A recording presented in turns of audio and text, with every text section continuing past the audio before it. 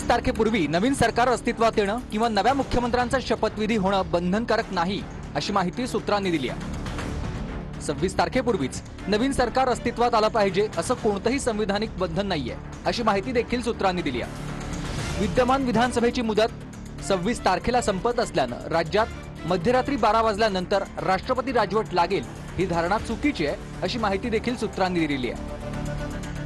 यापूर्वी अनेक वेळा विधानसभेची मुदत संपल्यानंतर मुख्यमंत्री पदाची शपथ घेण्यात आलेली आहे. 10वी विधानसभेची मुदत 29 ऑक्टोबर 2004 ला संपली आणि 11व्या विधानसभेमधील नव्या मुख्यमंत्र्यांचा शपथविधी हा 1 नोव्हेंबर 2004 ला झालेला होता. 11व्या विधानसभेची मुदत 3 नोव्हेंबर 2009 ला संपली आणि 12व्या विधानसभेतील नवीन मुख्यमंत्र्यांचा शपथविधी हा 7 नोव्हेंबर 2009 ला झाला होता.